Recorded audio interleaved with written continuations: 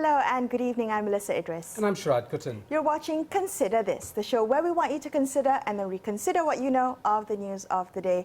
Tonight we have a 1-hour special on the show where we will be discussing the science and politics of the COVID-19 vaccine as well as the management of the pandemic. Now joining us on the show tonight we have the Minister of Science, Technology and Innovation, Khairy Jamaluddin. We will be joined shortly on the show by independent health policy consultant Dr Khor Swee Kheng. But let's begin our chat first with the Minister. Welcome to the show. It's good to have you here. Khairy, yesterday 46 public health experts undersigned an open letter addressed to the Prime Minister. And in this letter, they raised their concern about the increasing number of COVID cases. They claim it paints a very bleak picture of the way the government is managing this pandemic. Now, I want to ask you to begin our conversation by whether you agree with their bleak, the general assessment of a very bleak picture, that perhaps we need a change in the way we're dealing with this pandemic. Obviously, we are concerned with the rise in the number of cases. Yesterday, there were 3,000 plus. And this is different from the first wave because when you look at the first wave, it was largely contained in clusters. Now there is significant community spread. So we really do need to look at different measures from perhaps enhancing some of the movement controls to more sophisticated measures involving data analysis. And using that data for more refined restrictions and also SOPs. I know that there was a long meeting today chaired by the Prime Minister, the National Security Council, to see how we can shift the approach in trying to contain the number of cases, the increase in the number of cases, but at the same time not damage the economy through a blunt lockdown. So right. There's still a lot of discussion taking place on how we change our approach in light of the increase in the spike of number of cases, but also the community spread, more importantly. So, Khairy, but are you aware of this specific letter? Because it's signed by 46 health professionals, many of them very senior members of the civil service in the past. So I'm wondering, is the government going to respond to them? Because they seem to be suggesting there are gaps in the current approach that need to be addressed, or in fact, a reorientation in terms of priorities. Yeah, I've seen the letter. I think the letter is not just well-meaning, but also grounded in a lot of experience and science. And we have to respond to the concerns in the letter. As I said, we are looking at a new approach. It may combine some more restrictions on movement, but we also have to go beyond that. I do agree with the advocates of saying that we need a different testing regime, not just reliant on the PCR, but an increasing use of the rapid testing kit as a first line of testing. We are having a meeting next week on Tuesday on seeing how data from various sources can be better analyzed for contact tracing. MySejahtera works, but I think we can use, corral and analyze more data that's being generated to ensure that any restrictions that we enforce going forward can be more refined. That's not precluding a lockdown. Yeah, that's not. We are still looking at the possibility of that. But going forward, we know that lockdowns are extremely expensive in terms of the cost on the economy, as well as the cost of our well-being, mental well-being. Right. So that is an option that is still there, but it should be coupled with other more refined measures. Well, there's been a lot of talk about a possible lockdown, perhaps a lockdown that may look more like the first lockdown we had in March. Explain to us how the government is thinking about this. I know you alluded to it a little bit earlier, but a lot of us worry about this. This is something that the rumors have been flying around. I think there was a fake news that was going around as well. How is the cabinet deliberating the considerations about travel restrictions and a lockdown? Well, we've always had to balance between lives and livelihoods without having to make a big trade-off between the two. So any decision that the Prime Minister will announce over the next couple of days, maybe even sooner, will have to take that into consideration. And as I said, a lockdown that comes close to the first lockdown that we had in March of last year is still on the table. But that cannot be the only solution. It must be coupled with other things, because I don't think the economy can take us locking down for 2 months, say. So even if we do go into a lockdown, it has to be limited. It has to be limited also in terms of state. It has to be, it shouldn't be a national lockdown. But coming out of that lockdown as well, we have to ensure that there are other measures to mitigate the spread. Do you think the current iteration of this CMCO, whatever version we have of a movement control order right now, do you think that's failed in its objectives of freezing the virus in place, given the daily increased cases? I think it was successful up to a point, and once the third wave started, we've seen that adherence to SOPs have largely reduced amongst all segments of society, including politicians. So I think we do need to refine the MCO, the recovery MCO, the conditional MCO, and the SOPs.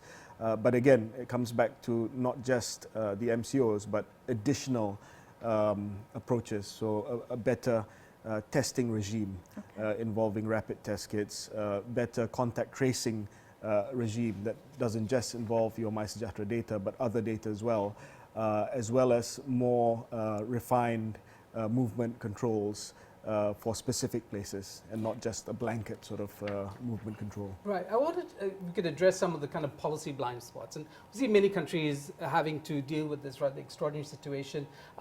Foreign worker quotas have been in the news for a lot, but there's also this whole other area that is going to come up in the vaccine plan that we want you to help us understand, which is all the undocumented workers that are not part of regularized work, are not captured in the data of factories and so on and so forth.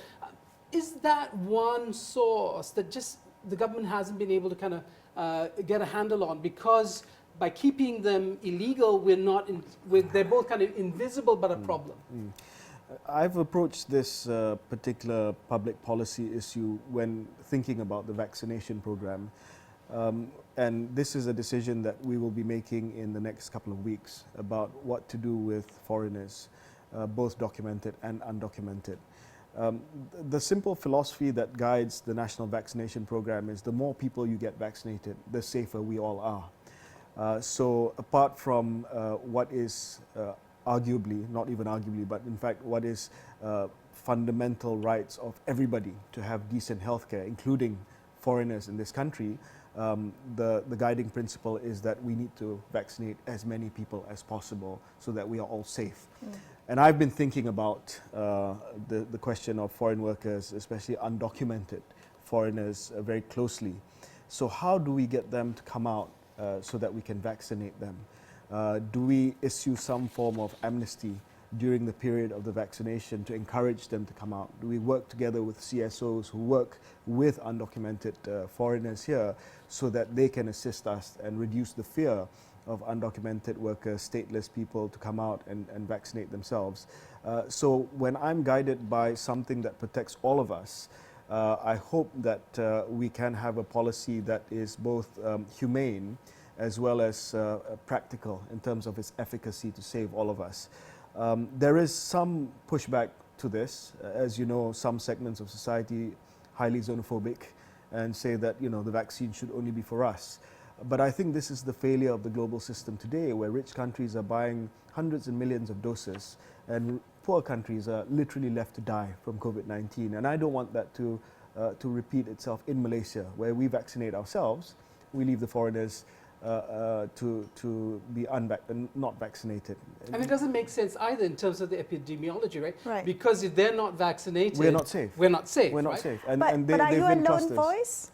No, I'm not a lone voice. Okay. I think Is there political will for what you want to see? I have colleagues who are with me. So it's now just the minutiae of the policy. So whether or not it's free for foreigners or whether or not the employer pays, we certainly are not going to ask the foreign worker to pay. So they're not invisible. They are part of the calculation. It's just a matter of working out the logistics. Well, I mean, the cynic will say that they're not invisible because even epidemiologically, they have to be vaccinated. You know, even if you don't take the view that. But not invisible from a life policy counts. standpoint. No, absolutely Okay. not. You need to I think vaccinate them. just to address that law and order approach that we had in the early part of the pandemic, where in fact, foreign workers, especially undocumented workers, were arrested, and there was this concern that this attitude by the government was actually pushing them back and preventing a much more efficacious application of the kinds of programs that were held earlier. So this law and order approach, I think, hopefully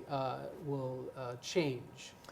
Well, I mean, we can debate about the approach on segregating foreign workers, undocumented foreign workers early on, and the efficacy of that. But I think certainly as far as the vaccination program is concerned that I'm responsible for, my principle is we vaccinate as many people as possible. All to right, get we're going to take a quick break, but let's come back and talk about the national vaccine plan. We'll continue our conversation with the Minister in just a couple of minutes. Stay tuned to consider this.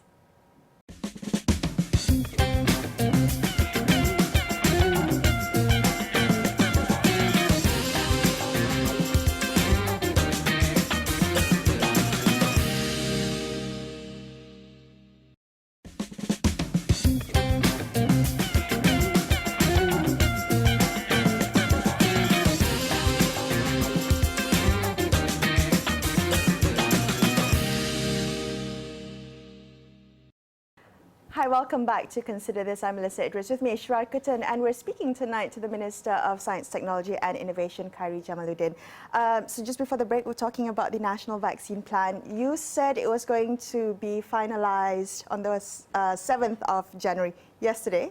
It's supposed to be rolled out in February. Can you give us an understanding as to what this plan entails? There's been a lot of speculation and criticism as to why we don't know more about this plan. Maybe you can enlighten us. Ahead of receiving the vaccines, and we hope to receive our first shipment of vaccines in February from Pfizer and March from AstraZeneca, and perhaps some earlier from Sinovac and the Russian vaccine if we can register it quickly. We have to obviously ensure that everything from logistics, storage to training the healthcare staff in immunization and also the centers for immunization are planned out as carefully as possible.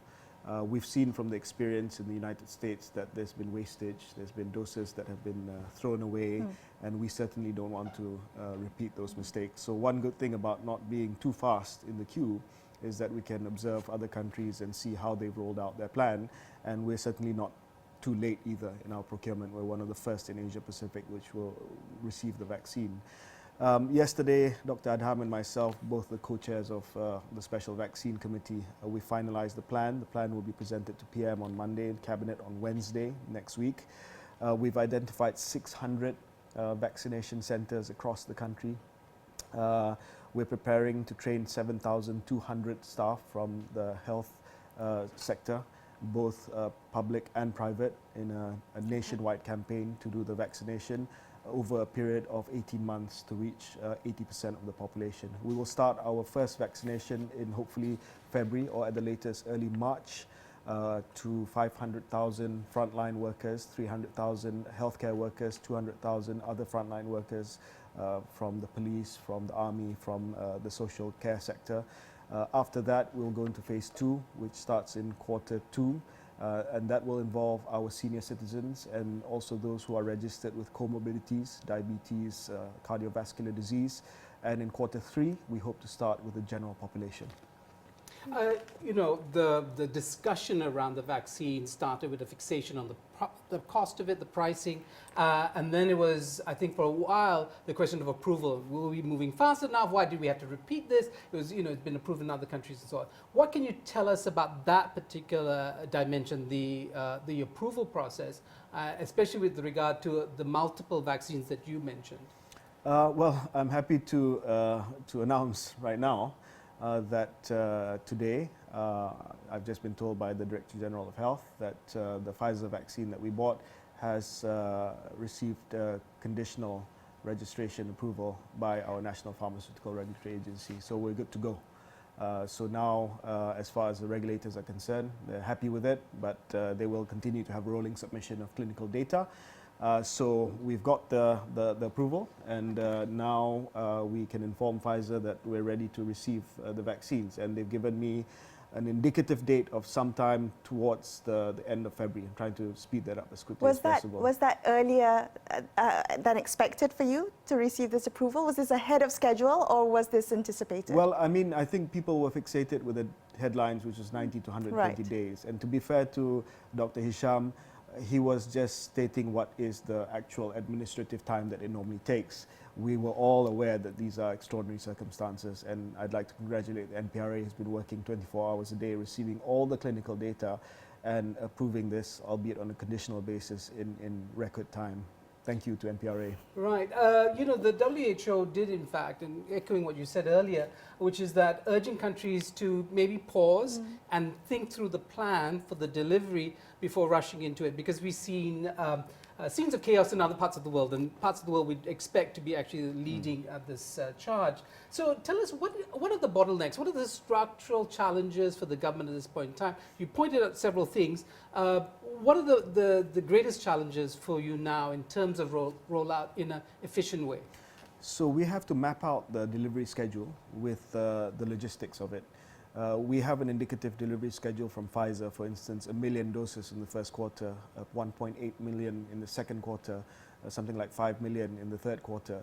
So once that comes in, as you know, the Pfizer vaccine requires an ultra low temperature storage facility. So we've bought enough freezers for the Pfizer vaccines. There are 55 storage sites that we've identified. So from there to the last mile, we've got to consider. My greatest fear is to ensure that supply and demand match. So for instance, if we send a certain number of vials to a vaccination center in Sarawak, then the requisite number of people show up, and that's no wastage. We don't want to send those vaccines which may spoil under room temperature over a certain number of days to go wasted if we don't get people in. So it's a very complex process of getting people to register. Vaccines are not mandatory. This vaccine is not mandatory. We're going with WHO's recommendation that we build confidence so that it's a voluntary process.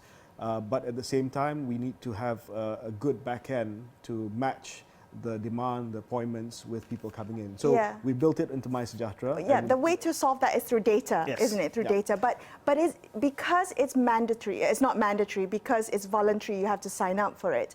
Is there going to be a likelihood of a mismatch? And, you know, if the vaccine is one of the tools that we have in our arsenal to fight this pandemic, how do you ensure that people do sign up? How do you ensure that you do have the right data so that the supply and the demand match up?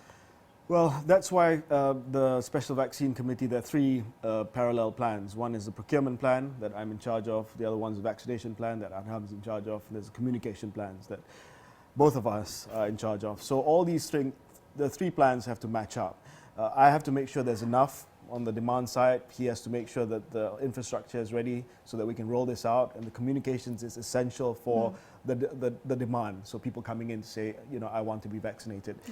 So all these moving parts, data is very important. So it's not just MySejahtera. We are having call center.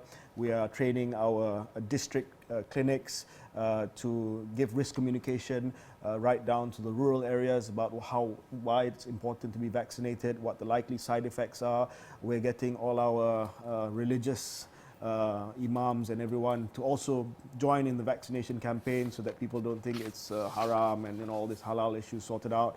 And the comms campaign is very simple. It's that if you're vaccinated, everyone else is safe. So it's going to be built around this community of vaccine confidence. If I get vaccinated, I'm also making you safe. Why not make it mandatory? Well, WHO has said that if we make it mandatory, it may result in negative reaction from even those who are fence sitters right now. Ministry of Health did a survey recently on Facebook, and Facebook is the domain of anti-vaxxers. 67% said they're happy with the vaccine. About 15 or so percent said they're not sure. So we want to tackle that 15%. If it's mandatory, those 15% will be like, well, you've not even tried and bothered with risk communication, or telling us about the clinical data, you're just telling us to have it. They might fall into the side of the anti-vaxxers. So I think it's better, one, in terms of risk communication, that we encourage people to do this and that they're comfortable with the data and treat people as adults and saying, these are the possible side effects, this is what's happened overseas, and this is what we want to do. Secondly, there is also a legal aspect to this. And all the vaccine manufacturers have indemnified themselves for the vaccines, unlike other vaccines, because it's been developed in record time. So because of that, I think the ethical thing to do would be to make it voluntary, to say that these are the risks, these are potential side effects, because if you make it mandatory to something that the manufacturers themselves have indemnified themselves, I think that's not very ethical on the part of the government. Right. Very quickly, I understand we're all focused on the Pfizer vaccine, but there are many other candidates. Pfizer requires 2 doses. Some other candidates are now coming up, maybe a single dose, and so on and so forth. So in this bewildering array of choice that's going to be presented to us, or to humanity, I guess, in the next 6 months or so, what do you think? What's your thinking in terms of where we should go as a nation in terms of vaccines? Is it just going to be the smorgasbord of vaccines, or are we going to kind of narrow it down to what is practicable, cost efficient for this country? I think over time we will narrow down on 3 or 4 vaccines, but for the purposes of securing enough supply for now, we've decided to go with a basket or portfolio of vaccine. Most countries have gone with 3 to 4 different suppliers. There is an expert committee that's chaired by Dr. Kalai from the Ministry of Health that advises me on the clinical data, so that when I negotiate on the commercial terms, I make sure that that's backed up by the clinical research that we've done to say that this vaccine looks good for us, this vaccine looks safe in terms of the clinical data that's been published. So that's how we've been splitting the duties or the responsibilities. We also look at different storage conditions. The Pfizer one is great in terms of efficacy, not so great in terms of storage. That's why we like the Astro one for the rural areas. The Johnson & Johnson and the CanSino one is attractive to us because it's a single dose. So there will be some strata of society, foreign workers for instance, where it's going to be difficult to ask them to come twice, especially undocumented. So you just want it one jab, that you're done with it. So I think it's good to have, as you said, a portfolio of vaccine for now. But if this is endemic, if COVID-19 becomes like the flu, it doesn't go away, we need booster jabs all the time, then perhaps we'll land on just 1 or 2 with a reasonable price for the long term. Okay, we're going to take a quick break, but in a few minutes we will be joined by public health consultant Dr. Khor Swee Kheng on the show, so stay tuned.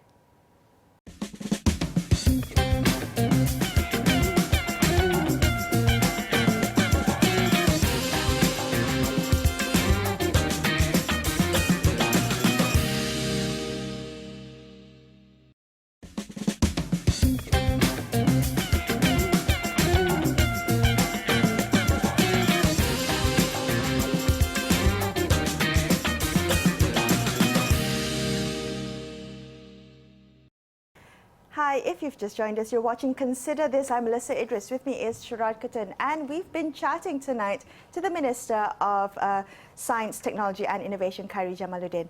And I'm delighted to invite on the show now. Joining us is Dr. Khor Swee Kheng. He is a health systems and policy specialist, also one of the founders of the advocacy group, the Malaysian Health Coalition. Swee Kheng, welcome to the conversation.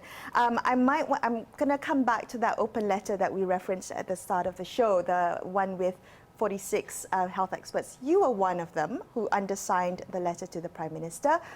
What compelled you, Swee Kheng, to write this? You and the many others, very distinguished public health professionals on that list, what compelled you to write this and to propose those next steps?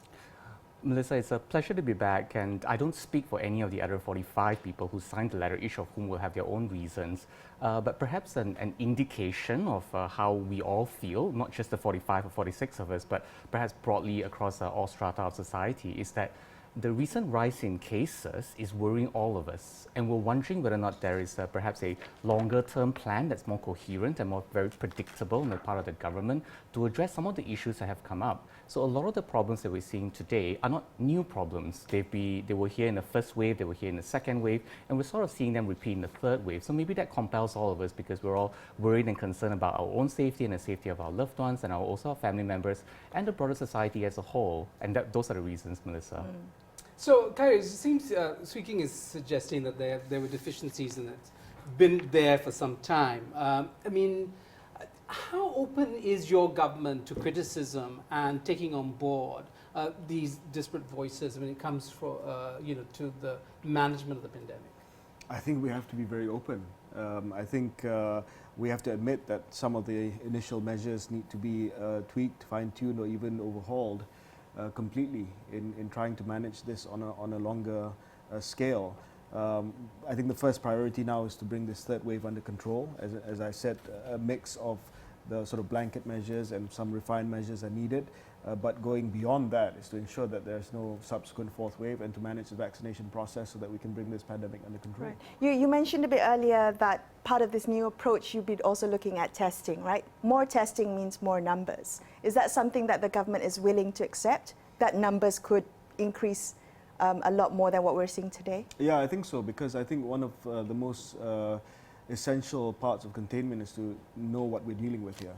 Of course, whether or not you include RTK or rapid test kits as part of the official numbers, or that has to be confirmed by a subsequent PCR test, is something that we'll have to decide in terms of the official reporting. But I think rapid testing and better testing regime is part of the containment strategy now, and also in going forward. If you want to go to a new normal, even with the vaccines, you need to use rapid test kits, good rapid test kits, as part of the arsenal to ensure that we can have events, that we can have people gathering in the future. Speaking, we could just follow up with Melissa's, question about numbers, and I think it's not just the government, but it's also the media. We've often framed this in terms of the numbers of people infected. We see in Singapore very high numbers, but very low death from case fatalities. So, what is the best way, especially for the media, to communicate the seriousness without being fixated on things like just the raw numbers? The first important ingredient for the media and also all practitioners, people on social media, citizens as a whole and so on, is to understand that there's no one perfect composite number that can tell you about the severity of the pandemic. We must look at a whole suite of numbers. Each of them will have their own strengths and weaknesses, and we hope that the strength of number one, or rather statistic A, would overcome the weaknesses of statistic B. And we must look at a basket of numbers, not just look at the number of cases. We must also look, for example, at the total number of tests that are performed, the total number of positive tests per total number of tests that are performed, and then you must calculate all that on a per capita basis and so on. And then the fourth number could be the R0, the case fatality rate, the bed utilization rate, and so on and so forth. So it's fascinating. And one important ingredient is to say that no one statistic tells the whole story. And the second one is, to Melissa's earlier question as well, if we test more, we are bound to find more cases. And that is not necessarily a bad thing. If we move from containment to mitigation, which is a public health term to say that we can't contain it anymore, we just want to mitigate the severity of the problem, then Malaysia must accept that even though we may have 5,000 or 8,000 cases per day, as is projected in the coming few weeks, that is not necessarily a bad thing if we have a plan on how to manage the 5,000, 8,000 cases. Coupled with the vaccine and a range of public health tools, we may still be able to get this pandemic under control in Malaysia in the coming weeks. Right. Can I just add to that? Sure, please do. I think we were on mitigation. I think we were transitioning towards mitigation over the last couple of weeks. The reason why we may have to pivot back to quick containment right now, the suite of numbers that SK mentioned just now, really comes from the appeal from the health sector because of the stretched resources of our hospitals. I think that's the reason why there's serious consideration right now for hammering down quickly on a containment so we can manage. Are we just trying to contain the situation until the silver bullet of the vaccine arrives? Well, first Is of all, that how it's not a silver bullet, I First of all, the understand. vaccines are not a silver bullet. But is that the plan? I mean, you know, currently the cases, we have these numbers, and the idea is to contain the problem at right now. But for how long? We want to contain the problem right now so that the health system is not stretched. So that For how long? For as long as we can relieve the health system. And then once we are happy, then we go towards mitigation. Mitigation may see numbers, triple-digit numbers on a daily basis, but at least we can manage those numbers. That's what we're trying to say here. To go back to zero right now will be very, very difficult. So we want to contain so that we can relieve the health sectors, the health system, and after that, hopefully go back towards mitigation and manage the infection. Right. So in the start of the pandemic, there was this whole flattening the curve to build time to build capacity in the health system. Speaking from your perspective, where have we not built enough capacity? Because we had those months to build the capacity in the health system. What's still lacking? Let's go back 1 year. We use terms like flatten the curve and stay at home so that we can protect the health service and ensure that it can be sustainable and resilient. Those terms are very important and they remain important 1 year on as well. What did we miss opportunities on? Let me take us back to the period around June, July, August, September. For a period of 4 months, it was very quiet in Malaysia. We had 0 cases on some days and very low digit numbers as well. Those few months could have been spent on a couple of different things, maybe 3 things. The first one is, how can we improve our contact tracing capabilities? What I mean to say is, we're doing most of our contact tracing on an analog basis in a digital world. MySejahtera is great, and I think we should all be fans of it and download it and use it very often. How can we integrate MySejahtera with Sri Lanka and the paper manuals whenever you go to a grocery store? How can we integrate that very quickly? That's one, shall we say, area that we can, the next time we, if we ever have to have an MCO and we buy some time for ourselves, let's use that additional time to fix contact tracing. The second one is, how can we have a coherent approach between RTK and PCR, meaning rapid test kits and PCR? And that is not an easy sort of a thing to make harmonious, but I think it's another thing for us to work on. And thirdly and finally, it would be foreign workers. Okay, well, you brought up great points, but we're going to go for a quick break. We'll come back and touch on those points. Stay tuned to consider this.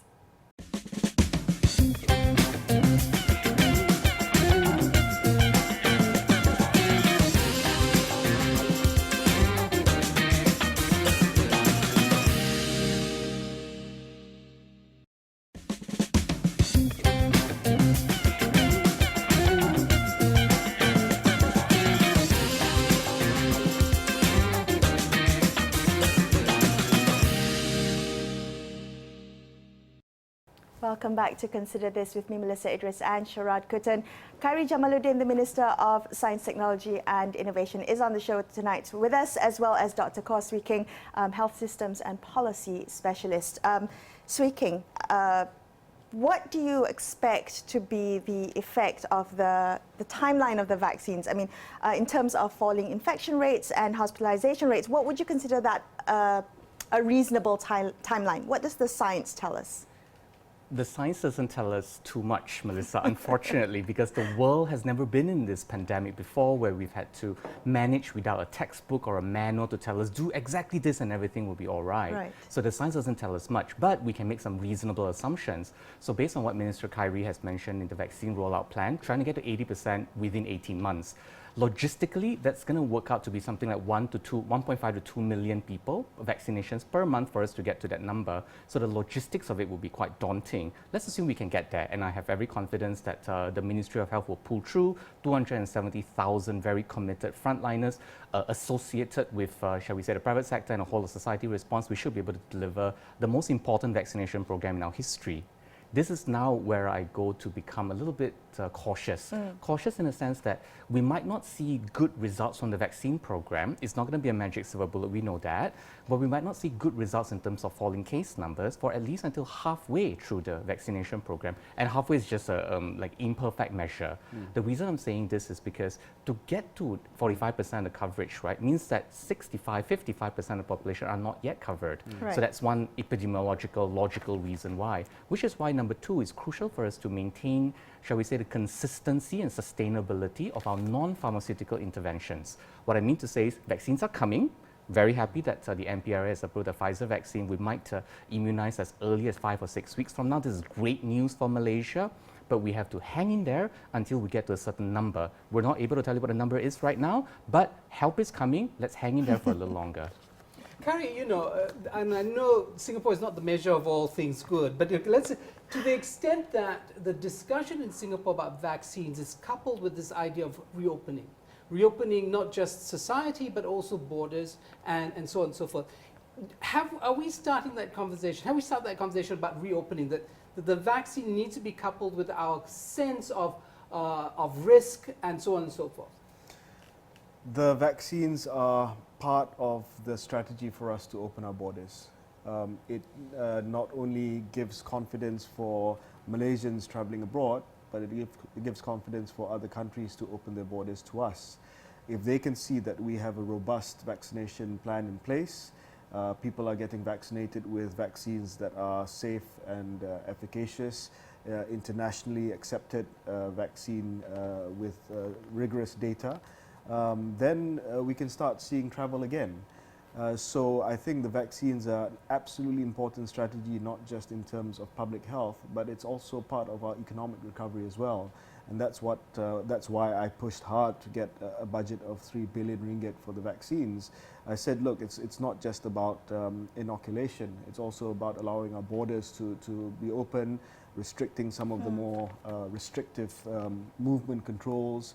It's absolutely part of our economic strategy. I do want to come back to that, to your vision of how borders can reopen with a vaccine. I'm trying to picture it in my head, but I'm going to come back to that. But I want to touch on this idea of herd immunity first. The initial target was to vaccinate 70% of the population this year, and I think you increased that to 83% now, right? Is that the measure of herd immunity? How do we think about this idea of herd immunity? Let's go to the doctor speaking. The science for coronavirus or SARS-CoV-2 or COVID-19, the virus, has not yet been able to pinpoint one number for us to achieve herd immunity. Right. Measles, for example, 95%. So we can get there because we understand measles over decades of study. But because it's only been 1 year and the virus continues to, shall we say, our understanding of the virus continues to evolve, I can't give you a number. I don't think any scientist can. But we can give you a range. The range should be ultimately between 80 to 95%. For us to have any meaningful herd immunity. I know that's a pretty high number, and maybe the number could be lower, in which case it'd be good for us, but it's always better in this case, right, to achieve or aim for a higher number, noting that there will be problems with the immunization program itself. There will be some wastage inevitably, no matter how much you plan for it, and we look at the vaccine rollouts in the US and in the UK, there's already wastage and it's only been 2 or 3 weeks. So there'll be wastage, inevitably there will be some lack of effectiveness and so on. So when you factor all these things, even vaccinating 95% of your population might only give you an effective immunity of 85% when you factor in real life factors. Okay. Khairy, considering, you know, the seriousness of this pandemic and to our economy and to people's livelihoods, would the government, and I know in a democratic society it's very difficult to make this argument, but can we make, at some point will we have to make the argument of mandatory inoculation? Do you think your government, for instance, might actually have the political will to make that argument? I don't think that it should be a consideration for now. I think we should exhaust all measures to encourage people to do this voluntarily. If you make it mandatory, then you are talking about segments of the population who may not be able to take the vaccine. Kids, for instance, we've decided that the vaccine is only given to those who are 18 and above because there's only clinical data for up to 16-year-olds. And that's just an extrapolation. It's actually up to 18-year-olds. So no vaccine manufacturer has done any clinical trials on kids. Pfizer has requested FDA approval to start on kids. Once we have that data, once we have confidence, then we can start inoculating our children.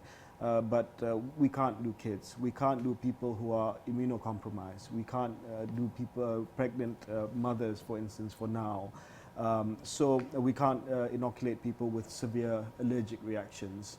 And of course, in a mandatory regime, you can carve those people out, of course, sure.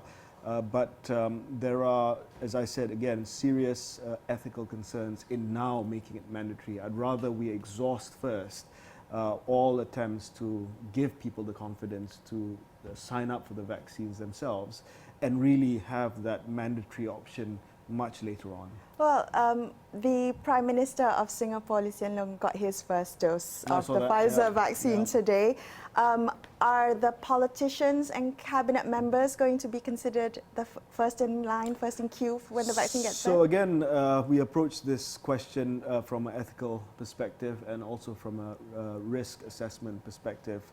There are two schools of thought. One, those who are science-based and those who believe in vaccines feel that politicians should not be the first, wait, back in the queue.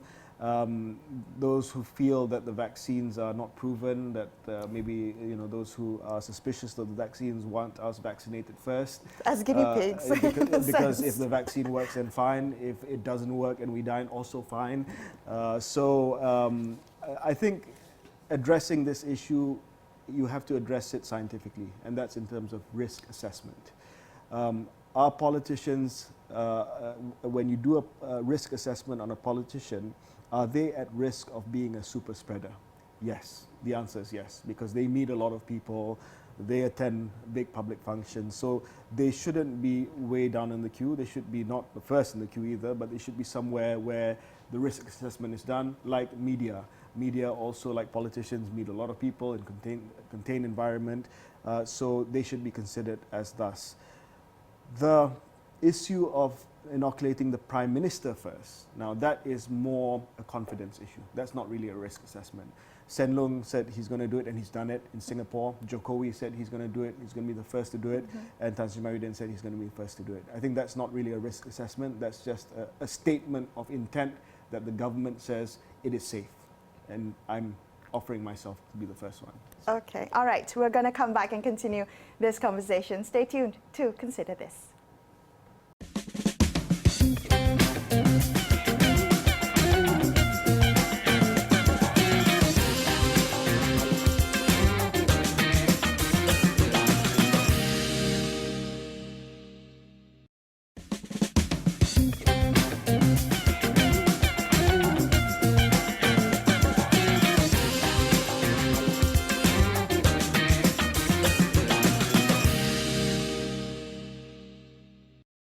Welcome back to the final leg of our 1 hour special with Khairy Jamaluddin and Dr Khor Swee Kheng. Swee Kheng, I want to ask you about something Khairy mentioned a little bit earlier in the show.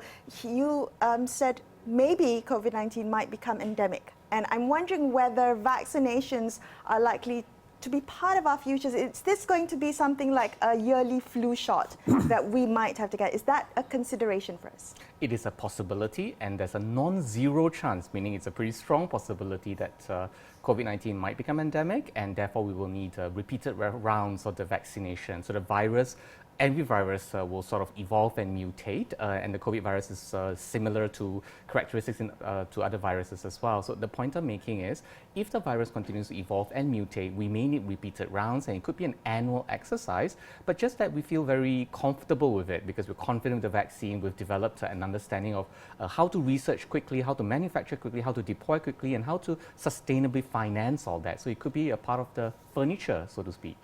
And in terms of, and very quickly, in terms of the debate about whether it should be mandatory or not, do you concur with Khairy, and who also makes reference to the WHO's recommendations? I do concur with Minister Khairy. There are several reasons for that. There's an ethical, legal, moral reason, which I'll set aside. There is a logistical reason, the administrative and compliance cost of making it mandatory to 32 million residents of Malaysia. That's the second big consideration. Let me set these two considerations aside and make two new comments. The first one is about vaccine confidence and proportionality. it's a very nuclear option to call something mandatory. And if it's a very small problem, then we shouldn't deploy a nuclear option in the first instance. But we should always have a backup option. So it's something that we can always consider. Let's roll it out in the first 6 months. 67% of Malaysians say that they have confidence in the vaccine. We just need to convince another 17% who are hesitant for very reasonable reasons. And the final 16%, the anti-vaxxers and those who spread misinformation, yeah, it's probably we need to have the full force of the law on them, for example, because they're deliberately spreading falsehoods. So let's be proportional to the situation. At the moment, we don't need it. It could be something that we can consider in the future if the situation demands it. Okay. Well, in the future, if we're thinking about perhaps a return to a new normal, not the old normal, but a new normal, borders opening up, how does the vaccine, how are you imagining that future, Khairy? Yeah. How do you think about reopening borders once we have a vaccine or mass vaccination?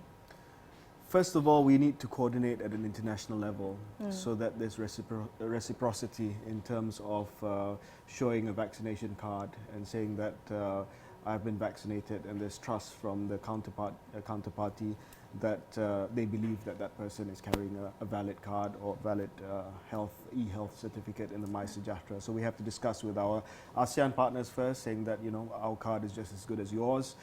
And after that, we should be talking multilaterally within ASEAN first, because that's really the borders that we want to open initially, about standard SOPs for people who've been vaccinated. So if you can show that you've been vaccinated, perhaps those who can prove that they've been vaccinated are exempt from certain quarantine requirements, for instance. So I imagine that if somebody from Singapore wants to travel here, they can demonstrate that they've been vaccinated by a vaccine that we also approve.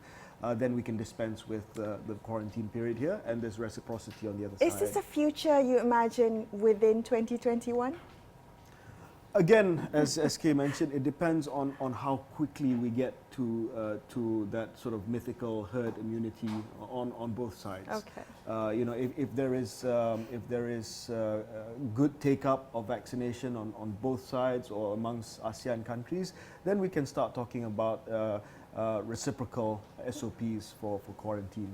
Okay. I want to bring up the question of Singapore and Johor, and in fact that the causeway, you know, has been shuttered. Essentially, thousands of Malaysians have lost their jobs.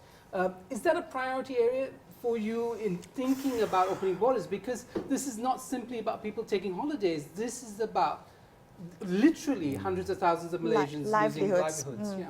Yeah, that's also a very, very important segment that we are considering about in terms of vaccine prioritization, because if it means that they can go back and start working again in their jobs in Singapore, then obviously that has an impact on their prioritization. We're still trying to figure that one out.